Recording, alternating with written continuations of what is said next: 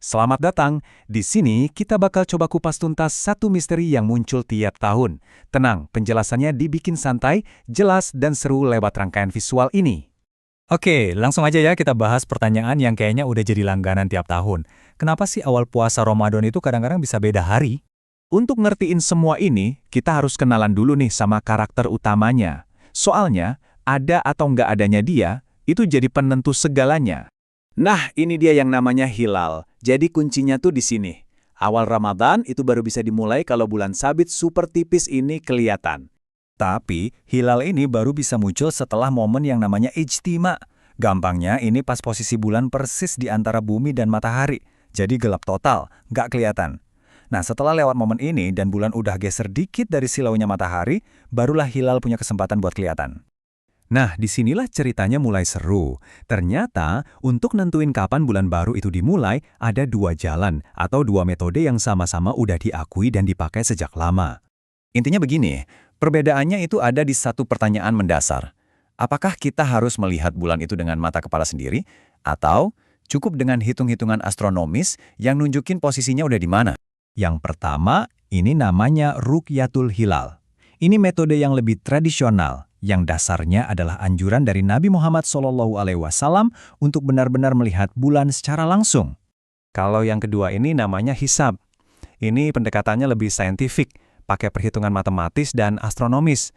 Dasarnya juga kuat dari ayat-ayat Al-Quran yang menjelaskan bahwa pergerakan matahari dan bulan itu presisi dan bisa dihitung. Nah, tabel ini ngerangkum semuanya dengan jelas banget.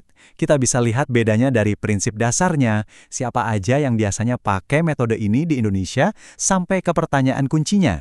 Dan yang menarik, lihat deh, faktor cuaca kayak langit mendung itu ngaruh banget buat ru'yat, tapi buat hisab ya nggak masalah.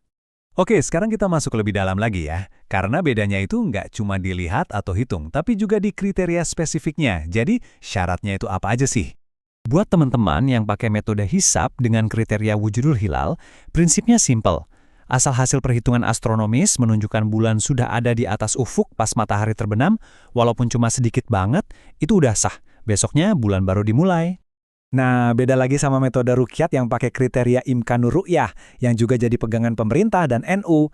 Di sini ada syarat tambahan. Nggak cukup bulan cuma ada di atas ufuk, tapi posisinya juga harus cukup tinggi dan sudutnya cukup jauh dari matahari biar memungkinkan untuk dilihat.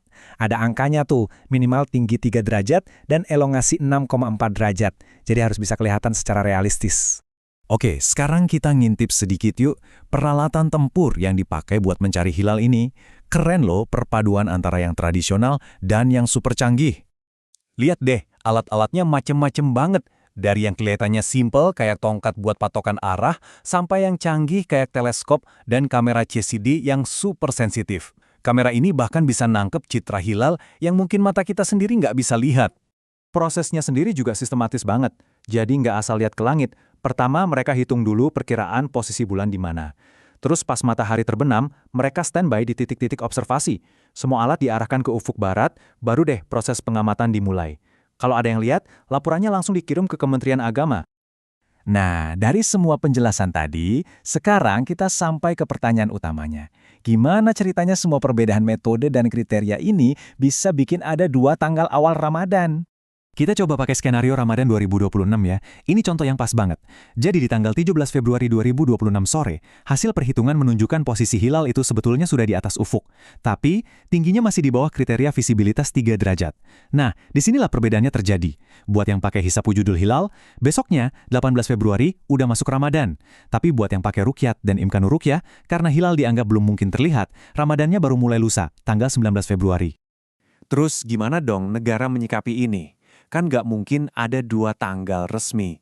Nah, disinilah peran sidang isbat jadi sangat penting. Ini adalah forum di mana keputusan final untuk seluruh Indonesia diambil. Di dalam sidang isbat itu, semuanya kumpul.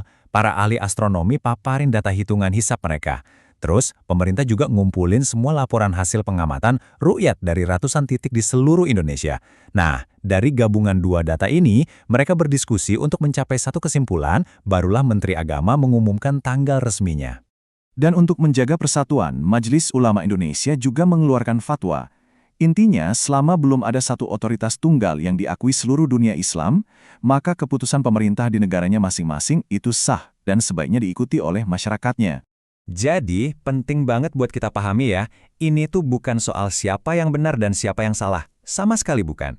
Ini adalah cerminan dari dua pendekatan atau ijtihad dalam keilmuan Islam yang dua-duanya punya dasar yang kuat dan sama-sama valid. Jadi, meskipun metodenya beda, tujuannya tetap satu kan? Yaitu sama-sama ingin memulai ibadah di bulan suci Ramadan dengan penuh keyakinan dan ketulusan hati. Mungkin perbedaannya justru jadi pengingat betapa kayanya khazanah keilmuan Islam itu sendiri.